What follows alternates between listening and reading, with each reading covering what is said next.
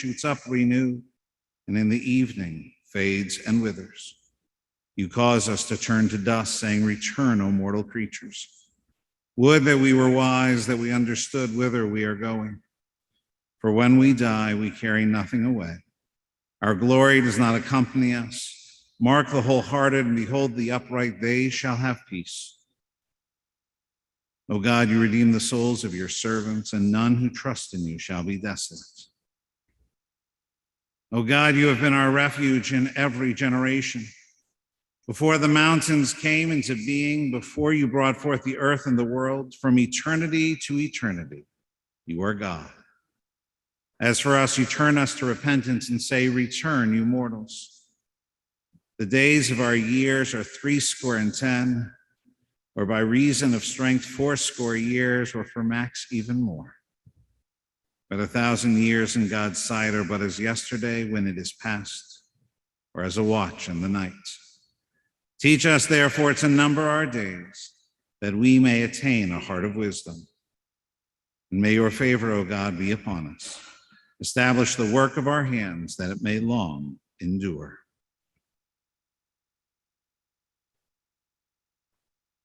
Death has taken our beloved Max. Our friends grieve in their darkened worlds. In their silence, there is lamentation. In their tears, there is loneliness. Lost in their sorrow, may they find the presence of loving friends. Hear them, O God, be with them. For Max's love, that united you in life and which death cannot sever. For his companionship, that you shared along life's path, and which continues now through the tenderness of memory. For the gifts of his heart and mind that brought you joy and happiness, and is now a precious remembrance. For all these and more, we give our thanks to God. We want to welcome all of those who are with us in person. We also want to welcome, we have more than 100 people with us on Zoom right now, and even more on our live stream feed right now. In this time of grief, we listen to the voice of our sacred scriptures that brings us the ever new message of God's nearness. It tells us of our kinship with the Creator, and light as in darkness, and joy as in sorrow, and life as in death. From Psalm 15. O God, who may abide in your house? Who may dwell in your holy mountain? Those who are like Max, who are upright, who do justly, who speak the truth within their hearts, who do not slander others or wrong them or bring shame upon them, who scorn the lawless but honor those who revere God, who give their word and come what may, do not retract, who do not exploit others, who do not take bribes. Those who live in this way shall never be shaken. I invite you to join with me in the words of Psalm 23. The Lord is my shepherd, I shall not want. He maketh me to lie down in green pastures. He leadeth me beside the still waters. He restoreth my soul. He guideth me in straight paths for his name's sake. Yea, though I walk through the valley of the shadow of death, I will fear no evil, for thou art with me. Thy rod and thy staff, they comfort me. Thou preparest the table before me in the presence of mine enemies. Thou hast anointed my head with oil. My cup runneth over. Surely goodness and mercy shall follow me all the days of my life, and I shall dwell in the house of the Lord forever. From Psalm 121. Esai el heharime ein yavo ezri. Ezri me'im Adonai oseh shamayim ba'aretz. I lift my eyes to the mountains. What is the source of my help? My help comes from God, maker of heaven and earth. The Eternal will not let your foot give way. Your protector will not slumber. See, the protector of Israel neither slumbers nor sleeps. God is your guardian. God is your protection at your right hand.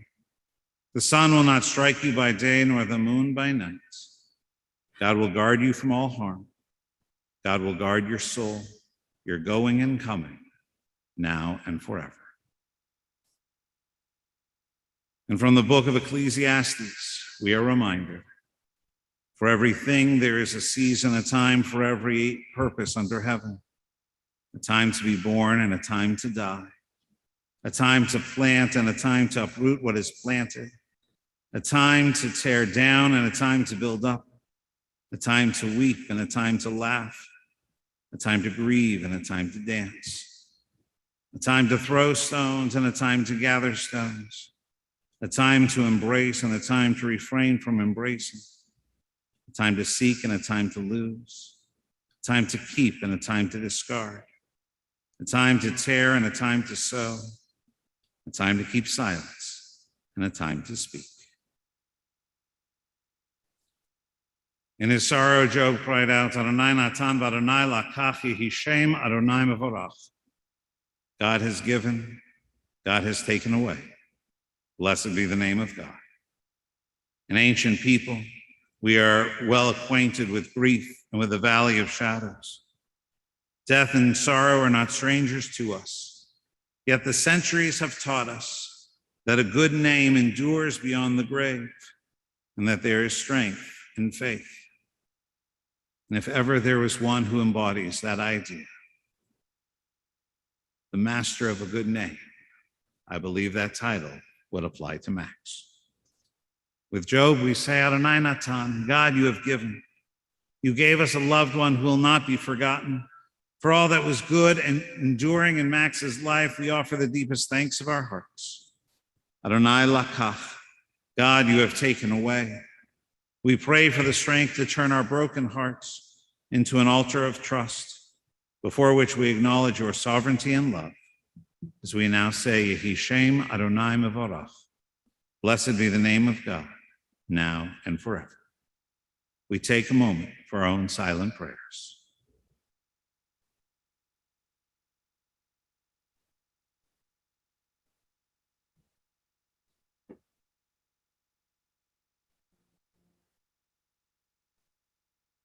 God is my shepherd, I want for nothing. My rest is in the pleasant meadows. He leadeth me where quiet waters flow.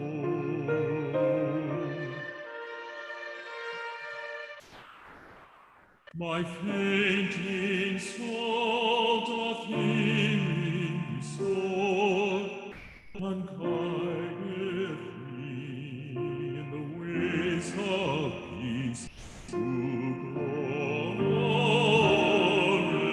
glorify God's name.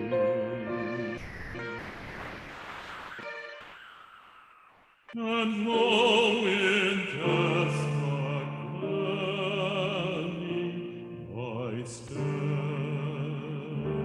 must wander, my spirit shall not fear, for thou art by me still.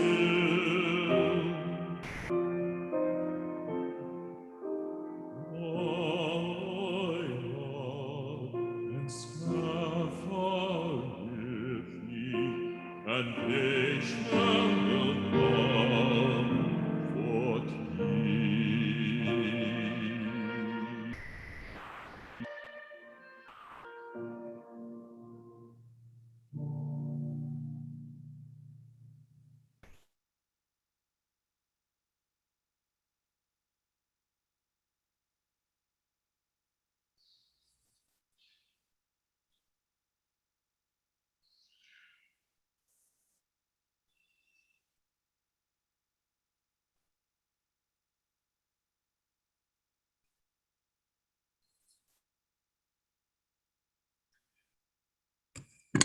My dear friends,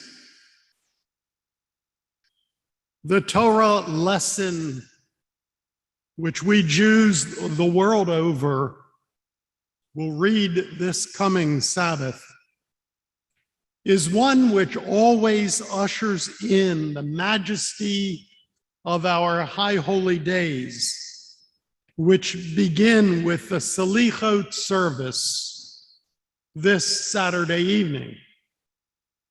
Now, this portion taken from the 26th chapter of Deuteronomy, verses 5 through 10, includes one of the very oldest fragments of text in the entirety of the Bible. And it really amounts to a description of just what it is that one ought to do and that one ought to say when successfully bringing in their harvest, the fruit of their life's labors. This service today of tribute to our precious Max Nathan Jr. will be just such an occasion for doing the same, a declaration on bringing in a most worthy and a most beautiful lifetime harvest. Now, the text prescribes that the harvester declare before God first, from where has he come? Who are you? What is your family? What are your origins? What are the hardships you've experienced along the way? And what lessons have you been taught? And second, express your gratitude for what you have gained, the good fortune which you have received, and the meaning of your success, and just how it is that you plan to pass it forward. Max Nathan Jr., he never forgot his origins and how and why his family fled Lithuania in the late 1880s because of the anti-Semitic oppression, the deprivation of rights and of opportunities. Max was the first grandchild in the third generation in the United States. His father and his uncles began dry goods stores in Shreveport and surrounding areas. Uncle Saul farmed land in Cotton Plant, Arkansas, and he also ran a general store called Nathan's. Uncle Joe did the same in Jackson, Tennessee, and wherever they were located, they were never too far from a synagogue that they couldn't get there on holy days. And their Jewish identity, the values of Judaism, the ethics of Judaism, they lived within their hearts. Yes, Max knew well of his origins, and he told us of them.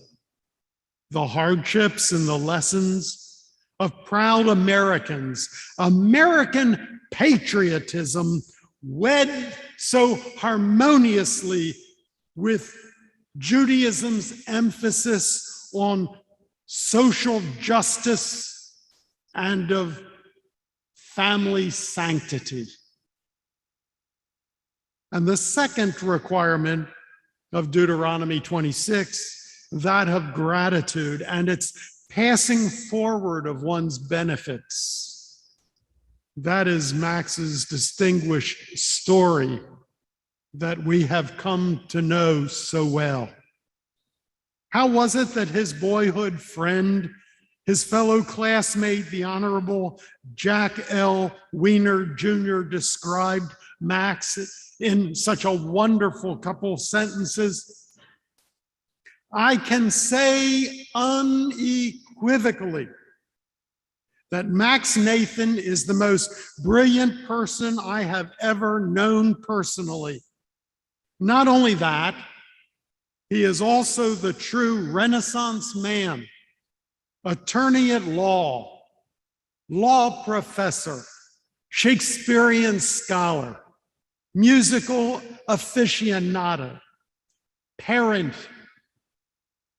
grandparent, and true friend to untold hundreds. Well said, Judge Weiner. All of this is true, of course, but let's get him out of school and married to the love of his life before getting ahead of ourselves. Byrd High School, Shreveport, where he was the debating champion. Northwestern University, where on a debate scholarship, he graduated Phi Beta Kappa. Yale Law School, and second year attending the University of Geneva, during which time, conveniently, he picked up a fluency in French. Returned to law at Yale University School of Law, only to become a dropout in his final semester, at which time he transferred to the Tulane School of Law. Well, of course he did, because there was an even greater distinction Max sought, and that was to become the husband of Dottie Lee Gold of Alexandria, Louisiana. And she wasn't in Connecticut. She was at Newcomb. How was it that Dottie knew on that first date in Shreveport that Max was going to become her loving, devoted, inseparable husband and confidant? How was it? Well, she must have known it, because the very next day after the first date, Dottie called her daddy and told him, "I just met the man I'm going to marry." Apparently, the fact that Max was pinned to another made no difference whatsoever either. Max told me in January 1988, brokenhearted after Dottie's passing, "We were a team, Rabbi. We grew together, we matured together, we were able to read one another's minds and feelings." How well I remember, as Temple Sinai's newly arrived rabbi, how as a couple, Max and Dottie faced incredible odds and difficulties, the challenges, the treatments, the setbacks. And Max was always there, as were their treasures, daughters Nancy and Kathy and Marcy and Courtney. And just so have the four of you been there for your beloved one-of-a-kind dad from the moment of your mom's passing and every year since, including this last rough period. And you are only to be praised. All of the goodness, the love, the amazing intelligence, and the enormous capacity which came to bless Max's life was handed over, gifted, entrusted to others. He passed his gifts, his blessings forward.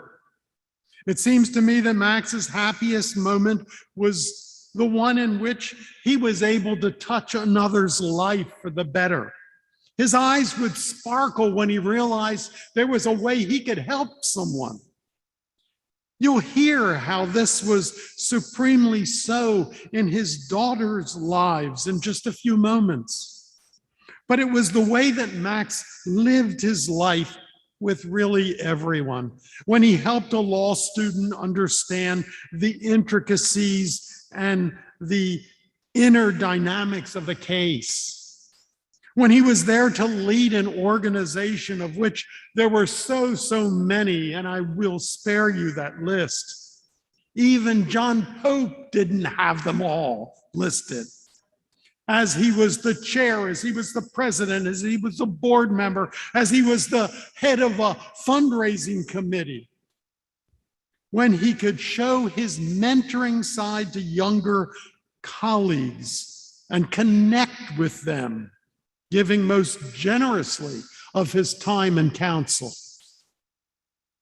He joyously shared with everyone his take on others whose ideas, whose personalities, whose brilliance, whose vision, whose uniqueness, whose kindness had touched his life for the better and profoundly influenced his own thinking and his own life's direction.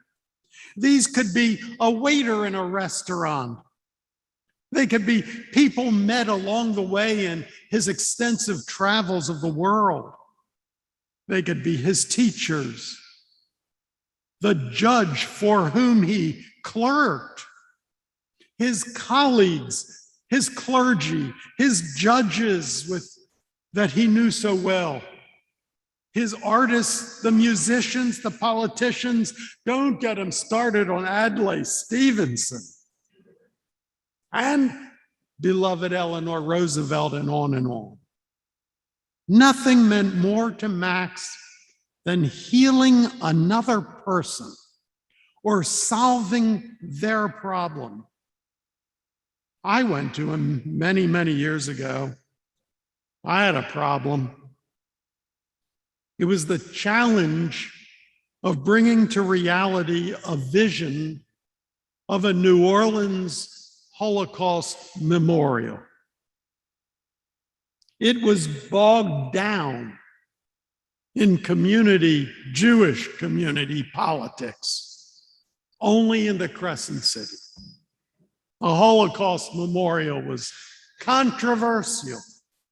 He was the first president of the New Orleans Holocaust Memorial Project because no one would ever seek to appear small in his eyes, less than their best, before Max Nathan Jr.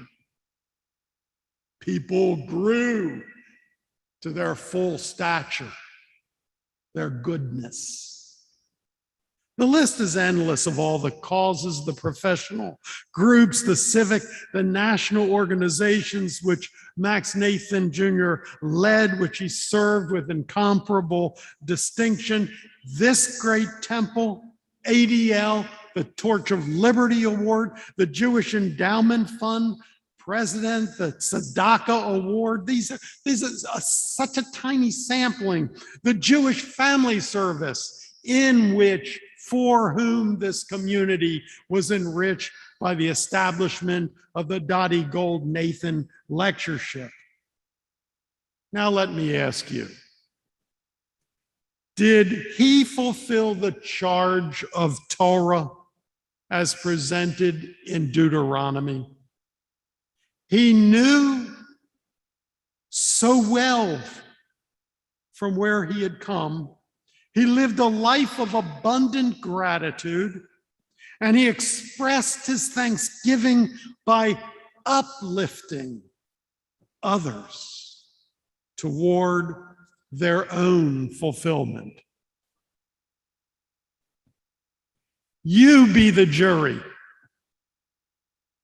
How do you find? That's what I thought. Max Nathan Jr., yours surely was a life of holiness, and blessed indeed are we and everyone whom your gentle and your generous heart touched with kindness, and with such grace. Amen. Amen. Dear ones, in a first time ever request,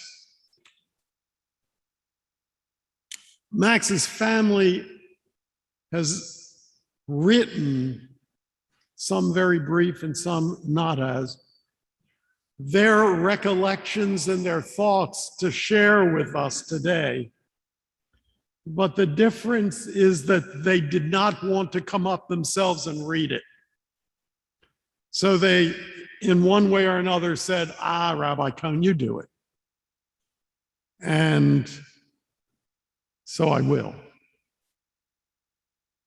Dear Nancy wrote so eloquently, one of my fondest memories of my dad is when I was 10 years old and taking ballet classes.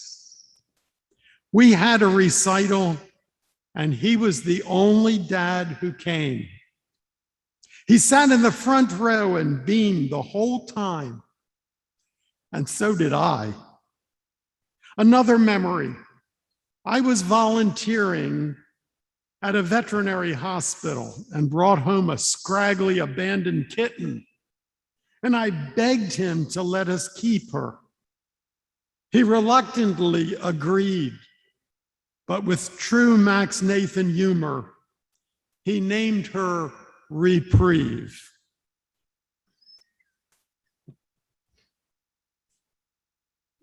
Kathy writes, there was a moment in my life when I was lost. Dad helped me to find my way with his wisdom. I can't imagine being a father with a motherless daughter and somehow saying and doing exactly the right thing when her world was unsure and the road unclear. He did not show me the path, but he stood next to me, a safe harbor. Many people felt that way about Dad, that he was a rock, a sage, and steadfast in dark times, and he was that to countless people throughout his life. Almost everyone talks about his making them feel secure. But as a man who lost the great love of his life and went on to raise 4 daughters in spite of his own grief, this moment touches me deeply. It was a time when he was both mother and father to me and showed up when I most needed him.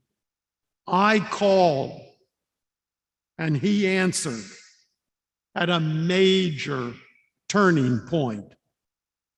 I had moved to New York at age 28 after Dad brought me to my internship interview at Bellevue.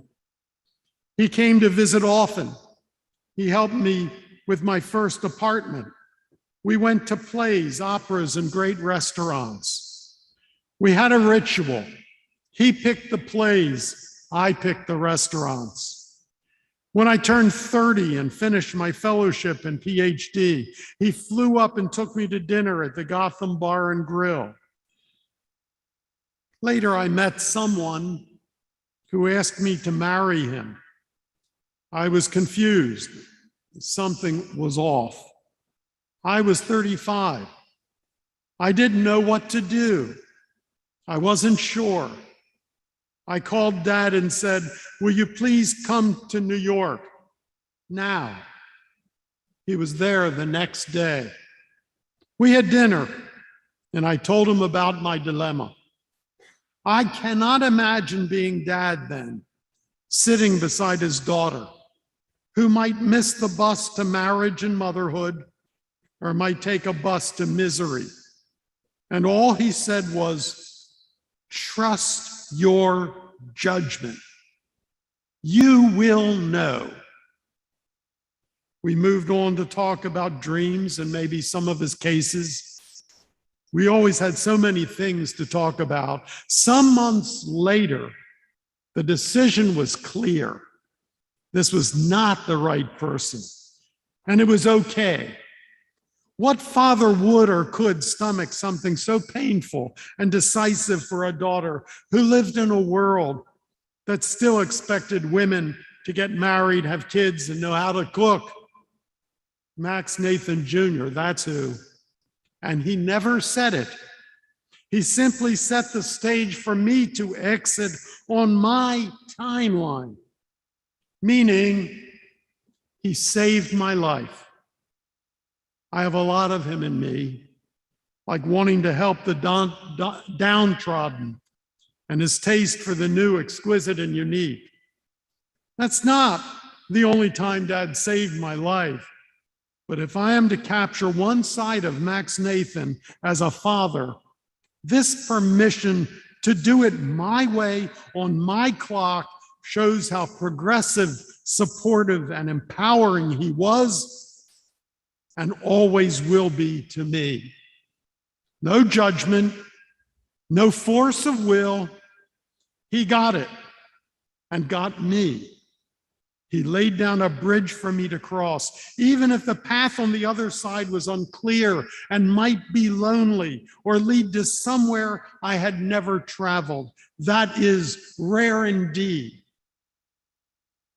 People accuse Dad of being sexist because he told dirty jokes in his classes. But he's a feminist in the best sense of the word. In its original incarnation, it meant that women and men are equal, and we do not have to subscribe to roles that society suggests for us. We get to choose. I share this because it is yet another radiance within Max Nathan to be a caring, devoted, yet liberating father who knew that the choice about the man had to be mine and that I would know. I'll miss him forever. The phone won't work now. I still cannot conceive of a world without him in it. But I also know that he is inside of my heart. He believed in me. He trusted me. He knew I would find my way out of that dense forest and it would be okay. I'm so proud to be his daughter. It's not okay to lose him or Garden Lane, a magical place, though I will and we all will. What I will never lose is the knowledge that my father truly loved and saw me. That stays put. He knows I love him back with my whole heart and soul. I am eternally grateful that he let me be who I am and showed me who he really was, his internal world. Beyond the lawyering, the teaching, and philanthropy, he shared himself with me. It was a gift. He was a deeply wise and emotional, exuberant man with a soul who loved hard and true and showed up for a daughter in pain and confusion and stood still. I called and he answered. Much later, when I was back home and he was getting sick and wanted company to go for raw oysters or to Friends of Music, and he reached out to me, I said the same thing to him. You call, I answer. And off we went.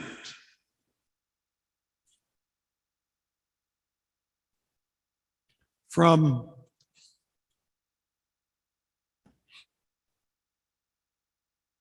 Marcy, I just received the message. My brain is really too scrambled. I'm having a very difficult time focusing. And I'm grateful that in the past 4 years, I've been able to spend so much, a tremendous amount of time with Dad. And that's the most important thing. If there's any way for you to somehow summarize that emotion and sentiment, Rabbi, I would appreciate it. From Courtney, in very tiny print. You all know a lot about my dad, the lawyer, the teacher, the Shakespeare-loving world traveler, but you probably don't know that for just about every morning of my childhood, Dad would wake me up with a cup of coffee, a back rub, and a song. Whether it was Good Morning Starshine or Wake Up Little Susie, every morning began with a loving routine. He was the dad who on a trip to New York would rise early, get bagels and coffee, and bring breakfast in bed to the family. He was a nurturer in the truest sense. If you were struggling, he was a great listener. He paid attention. He wasn't afraid to cry or hug someone who was suffering. How lucky for 4 daughters to be raised by a man so willing to be vulnerable and emotional. Many evenings I joined him when he taught class or the bar review at Tulane. We would arrive with the top down and park, probably illegally, and he would proceed to embarrass me in front of his students. He was known for his sense of humor, dirty as it was. I certainly inherited my affinity. Well, we'll skip that. Dad loved being a lawyer. He loved the actual law. He loved teaching. He often said that young lawyers who think they know everything out of law school, even if they were number 1 in the class, make the worst lawyers. The best lawyers know that someone always knows more than you do. There's always more to learn, and there's a great value in your asking questions. I learned from Dad the value of listening and really paying attention. With such a brilliant father, it was easy not to feel smart enough myself, to feel that I didn't and couldn't ever measure up to him and the Nathan name. As Dad would say, it's a blessing and a curse to be as intelligent and successful as he was and to look like Brad Pitt. But Dad's gift was making others feel smart. His goal was never to be told how great he was, but to help others feel great about themselves. Dad loved welcoming young lawyers to his home to talk about their questions. He was generous, even to strangers. It was never a burden to him. In fact, it brought him great joy. He saw every person as valuable and important, regardless of position or prestige. He was at ease, sitting around a table eating mayonnaise salad with the farmers in cotton plant, as he was at Galatoire's, eating pompano with esteemed lawyers and judges. But make no mistake, Dad had high expectations. And if you made an error, he would let you know it. If you said, me and Leo are going to the store, he would say, mean Leo? To this day, I cannot tolerate anyone saying me and. He was the grammar police and had no qualms about correcting you. I wanted nothing more than to be like my dad. I maybe ended up being more like my mom.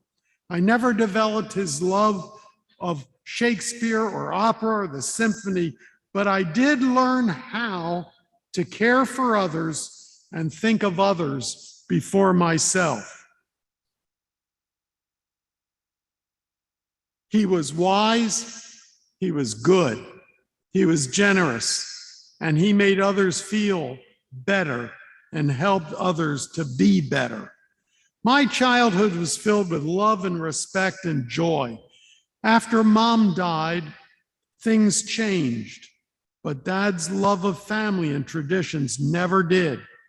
He was busier than I ever was, working, teaching, going out to shows and traveling. He rarely slowed down except for his weekly massage. Our relationship evolved in adulthood, but the love never changed.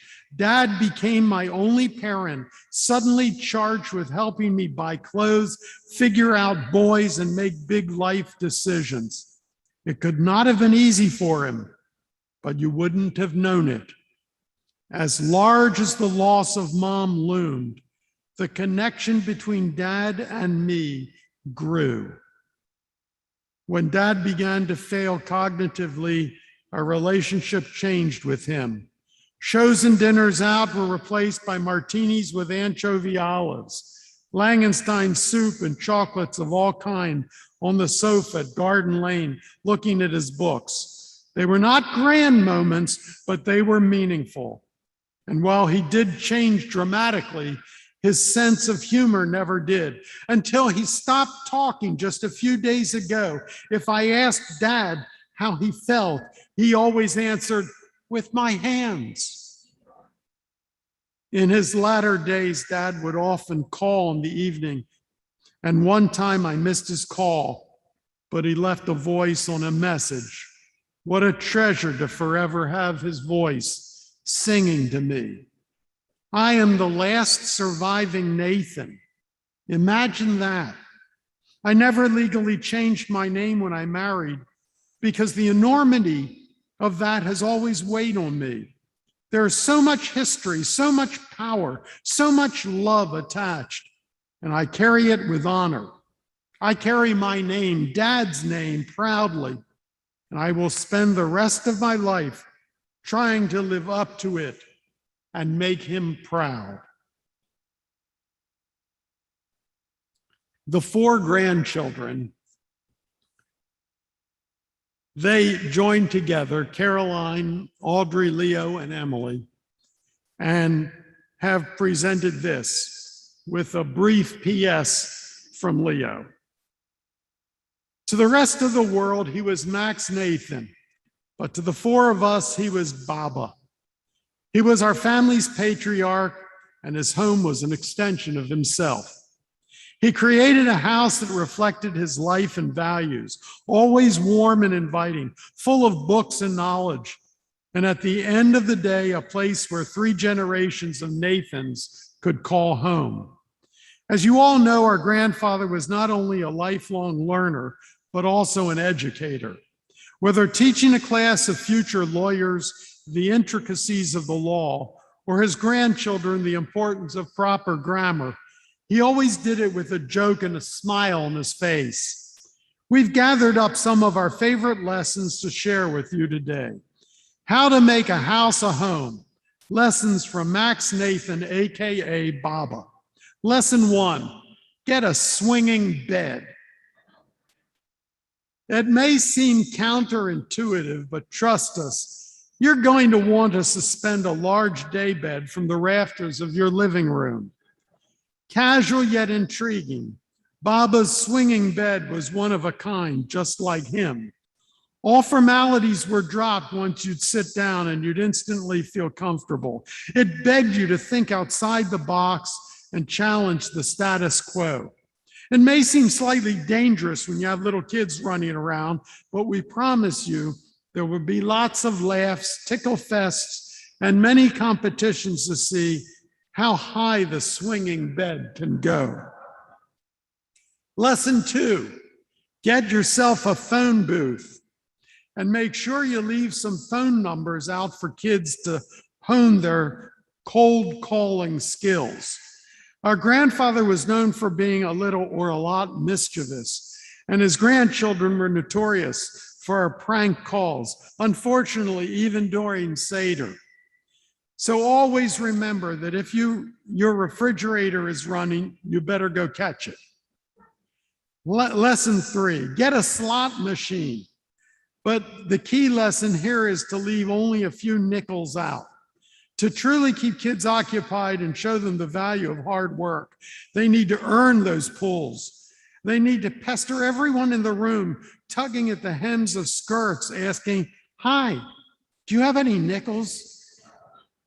Please, do you have a nickel?" Bob and the slot machine taught us persistence, determination, and the importance of celebrating the small wins. Lesson 4, Throw the pool parties. Garden Lane was synonymous with a good party for decades. And for us, that meant family pool parties. For those familiar, there are sections of the pool that look like you can easily jump over to the other side. Make sure you do jump in front of your grandchildren, but turn a blind eye when they say they want to try. So many people know Baba's pool, and that's because Garden Lane was a home to everyone who needed it or wanted it. Lesson 5, go to the bookstore and buy every book you see. All books on Shakespeare, European history need to be purchased. Don't forget the dictionaries or Dracula, and books on tape, get those too.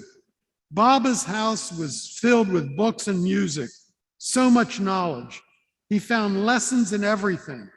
He was always looking to learn, find an opportunity to be better, and his love of learning was instilled in each of us. Lesson 6, hold on to the things that are special, even if it means your attic is extremely full and creepy, with lots of statues lurking in the corners, because behind the statues and suitcases, there'll be boxes and boxes of documents, letters, law articles, and family history. Baba taught us the importance of knowing our history, holding on to our memories. You'll want to look back. Lesson 7, buy art that you genuinely love and find beautiful. Doesn't matter who the artist is or how much or little you paid for it. Your home should be your happy place. And if your taste is anything like Baba's, the value will probably go up in a few years. Lesson 8, finally, always have cheese, lump crab meat, and good wine ready. No Nathan gathering would be complete without that trio. Cheese, lump crab meat, and good wine. So many of our memories are of the family standing around in the kitchen island, eating, drinking, and chatting. Baba encouraged stimulating conversations and an appreciation for good food and wine. But he always taught us that sometimes a great bottle of wine is about more than the wine itself. He appreciated the memories of the wine even more than the most expensive bottles. Baba showed us what it means to be truly successful, which is to be happy and surrounded by love. He built an incredible life for himself, and he truly had an appreciation for love, family, beauty, and the simple pleasures of life, like oranges on his tree or a good anchovy olive. It was always about so much more to him, and he taught us how to find joy everywhere. He's a model of an example of do what you love and success will come. He will always be our role model. We love you, Baba, and live to make you proud. P.S. from Leo. If there's any last words you would like to say to Baba, now's the time to say them, Leo. This is what Mom tells me just before it's time for us to leave Baba's house and go back home for the night. I'm glued to my seat, terrified to get up and not knowing what I'm going to say for the last time. I'm going to get a chance to say goodbye to my grandfather. How would I make it meaningful? How would I leave knowing I had said everything I wanted to say? How do you decide what to say when you know it will be the last time? How would I have no regrets? Everyone here knows that Baba was a brilliant man. It's not lost on me that I'm the next generation and I'm following his legacy. When my moment came, I said what I wanted to say, but I also told him that his grandchildren would not let his work go to waste. Baba may not be here physically, but he will always be here with us. That day will not be the last time I talk to him. To be honest, I've already started talking to him. Baba, if you're listening right now, I know you are. I hope I've made you proud. I'll love and I'll miss you.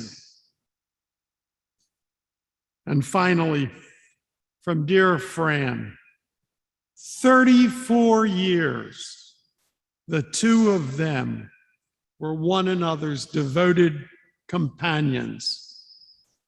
And this is what Fran sent me. Max was an exceptional and gifted man, but he was not an athlete. When we first started going together, I was very involved in running. Max agreed to participate in a 5K with me. Of course, he was not yet knowledgeable about running, but he was willing to try.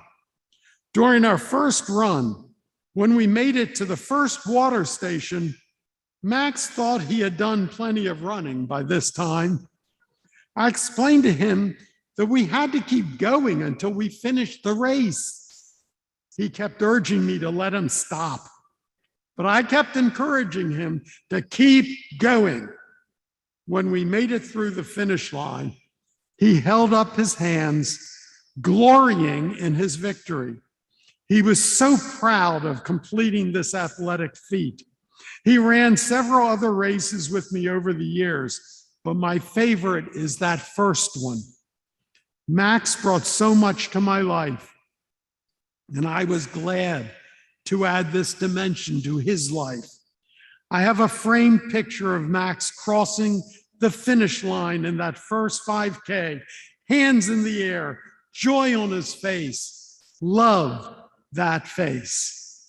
During his illness, verbal communication began to slip away, so we began to sing to one another. Max could remember songs well. I would sing a line and he would respond.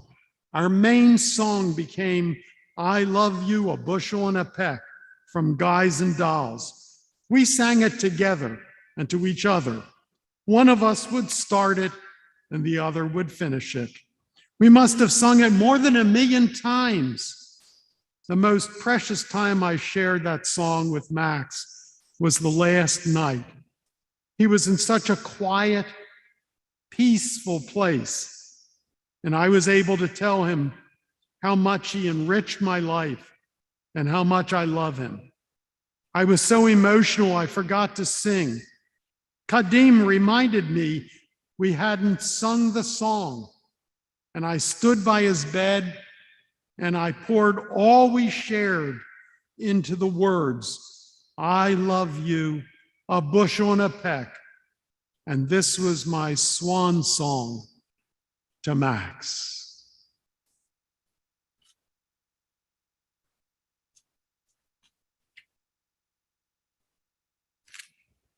Ose shalom bimromah, uyase shalom aleinu, ve'ako Yisrael, ve'imru amen.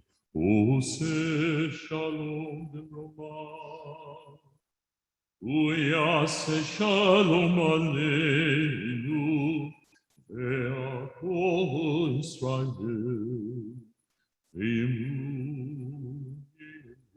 amen. Yase shalom, shalom aleinu, ve'ako Yisrael, yase shalom, shalom aleinu, ve'ako Yisrael.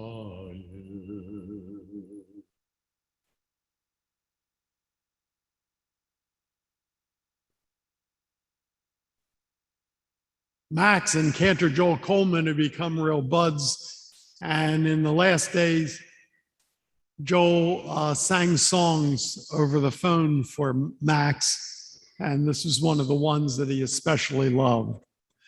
It is now my pleasure to call forward Harvey Lewis and Carol Neff.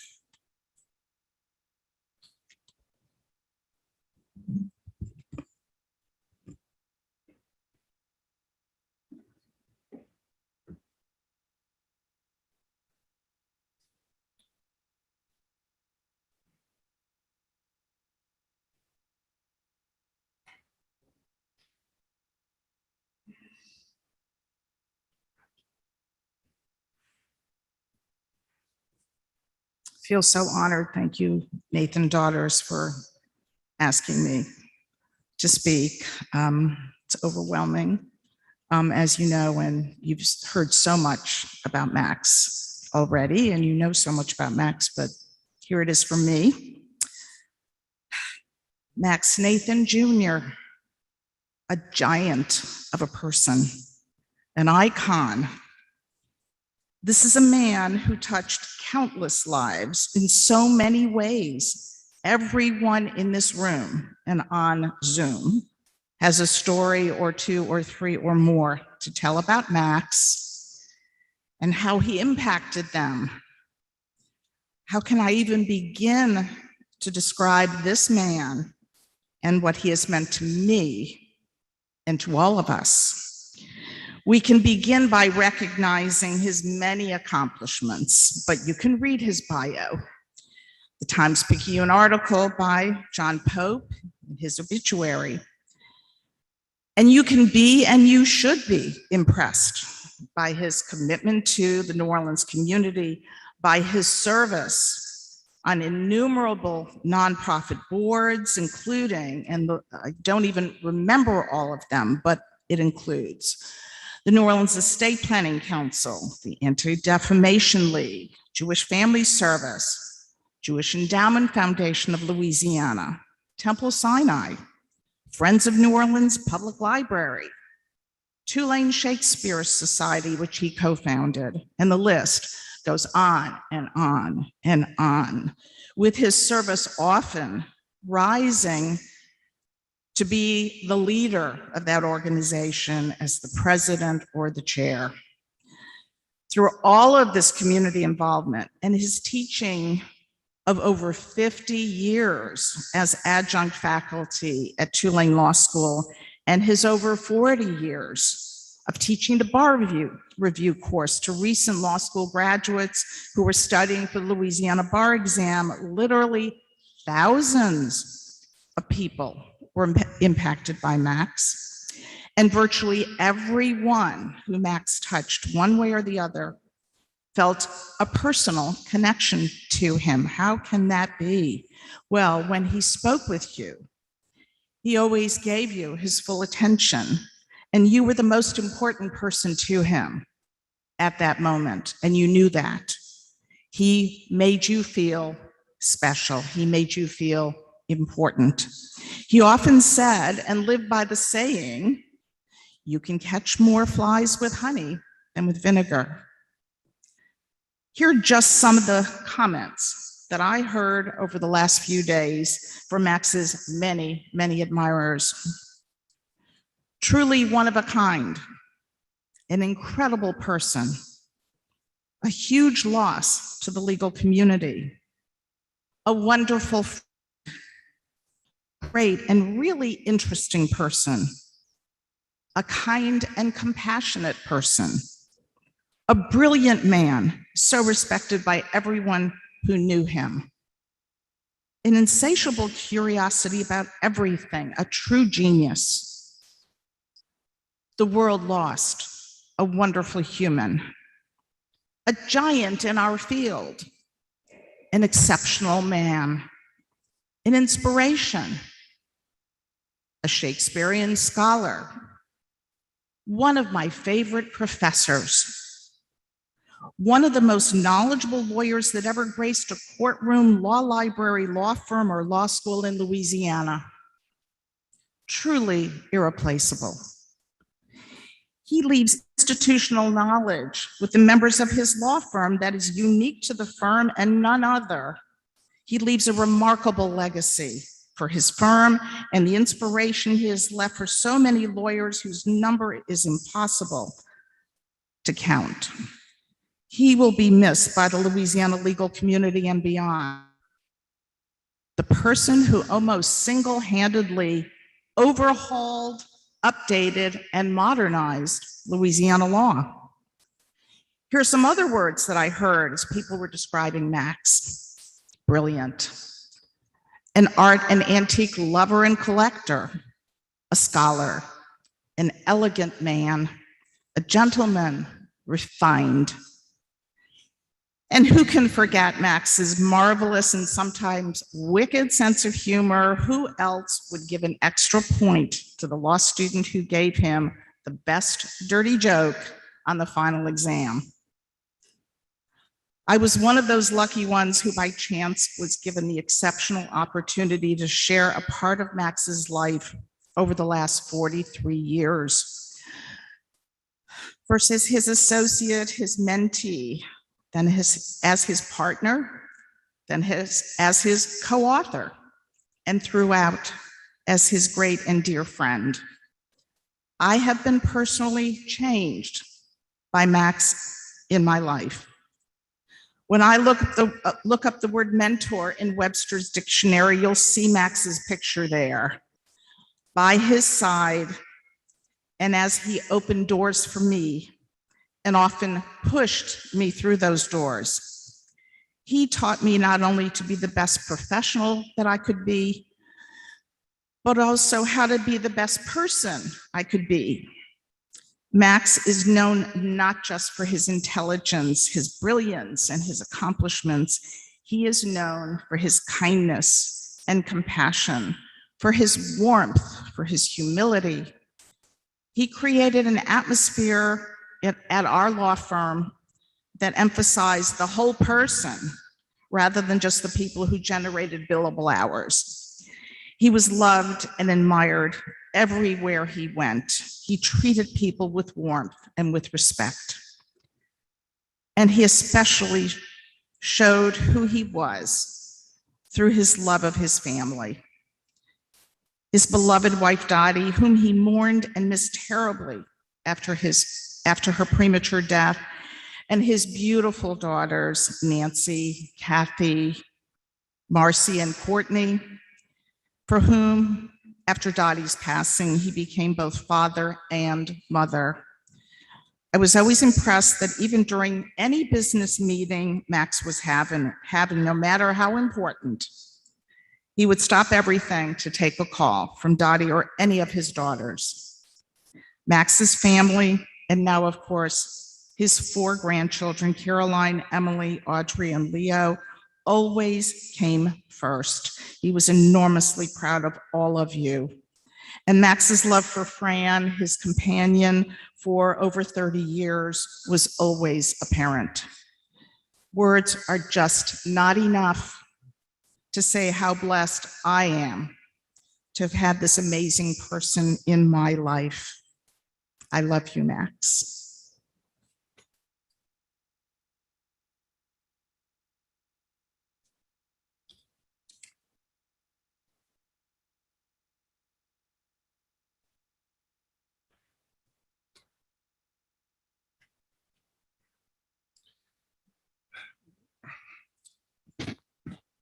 I was more than honored when Nancy, Kathy, Marcy, and Courtney asked me to speak about their father, who was a great friend of mine for more than 60 years. Through good times and bad, I knew him well.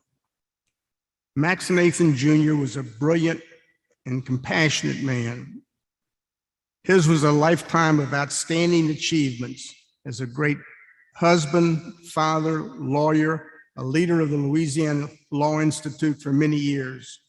He gave generously of his time and money to help those less fortunate and the organizations that represented them. He was an exceptional teacher who had profound effect on Louisiana law and more Louisiana lawyers than any other person in 60 years. Professor Max loved teaching, and his students idolized him. But to say he loved teaching would be a gross understatement. It was second only to his love for his late wife, Dottie, his 4 accomplished daughters, his 4 grandchildren, and Francois, his long companion. Max also loved opera and classical music. Taking one of his children to the symphony gave him great pleasure. He even managed to drag me, a country music fan, to an opera in Santa Fe. Max was a man of many talents, some not well known. Early in our marriages, Max and Dottie, Gail and I took a trip out west and wound up in a remote part of Nevada in a rented car that wouldn't start. Max called the rental company and got minimal repair instructions. He returned to the car armed with a fountain pen and a bottle of Coca-Cola, raised the hood, and somehow the man, thought to have absolutely no mechanical skills, got that car started. Max and our wives thought he'd morphed into a master mechanic. I credited divine intervention. He was a man of great humor who loved ribald jokes, as we've heard, most coming from his law students, and the bonus grade points he awarded for the best jokes on their final exams.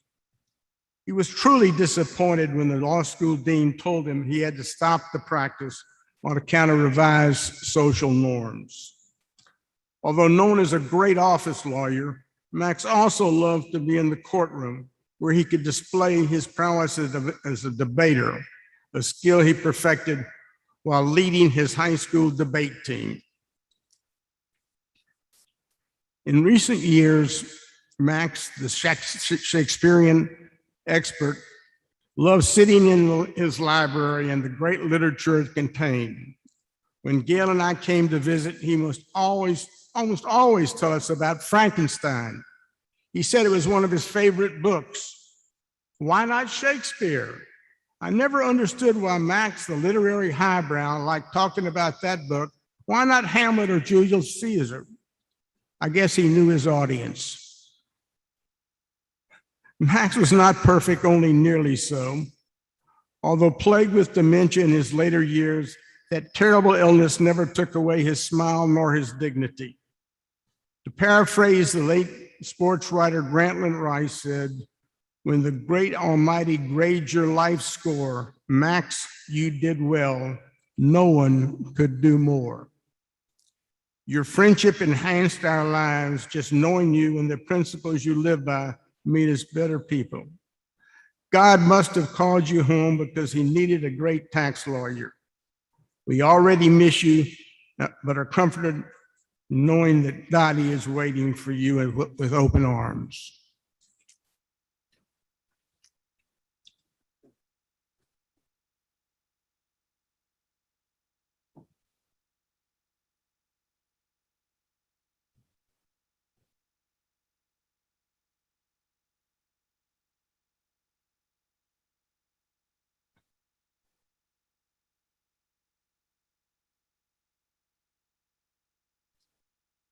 Into your care, O God, we entrust the spirit of Max Nathan Jr.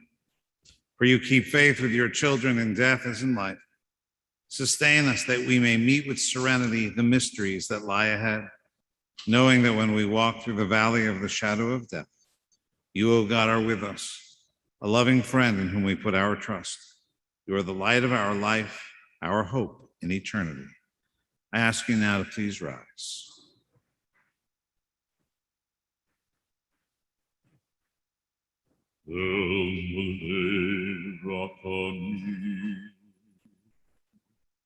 שוכן במרומים, המצאנו לך נכונה, תחת כנפי השכינה, יהיים קדושים טהורים, כזוהר הרקיע, מזהירים את נשמת מקס נייתן ג'וניור, שהלך לעולמו. O הרחמים, יסירהו בצאתה כנפיו לעולמים, ויצרור חיים את נשמתו. אדוני הוא נחלתו, ינוח בשלום משכבו, ונאמר אמן.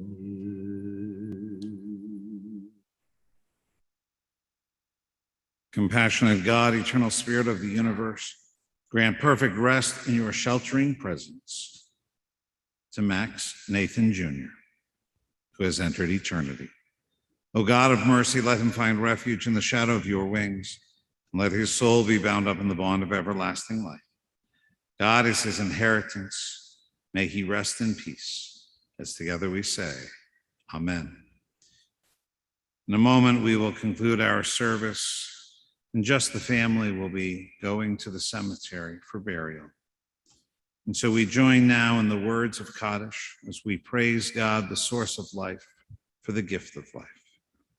Yitgadal v'yitkadash shmei Rabbah, ve'almad zivrach yerutzeh v'yamlich malchutzeh, v'chayechon v'yomechon v'chayei d'chol beit Yisrael, v'agalav v'zman kariv v'imru. Amen. Yehei shmei Rabbah mevarach le'olam u'lalmei almaya. Yitbarach v'yishtabach v'yitpa'ar v'yitromam v'yitnaseh, v'yitadar v'yitalev v'yitalal, shmei dekudisha b'richu, le'ela min kol b'chata v'shirata, tush b'chata v'nechamata, da'amiran v'alma v'imru. Amen. Yehei shlomo rabba min shemayim v'chayim, aleinu ve'al kol Yisrael v'imru. Amen. Oseh shalom v'mromav, hu ya'aseh shalom, aleinu ve'al kol Yisrael v'imru. Amen. May God grant peace to those who mourn, comfort to all who are bereaved, as together we say, Amen. With those words, we conclude our service for now. We want to thank all those who joined us both here in our sanctuary and all of those who have joined us online through Zoom and the website. Please know we appreciate your loving presence.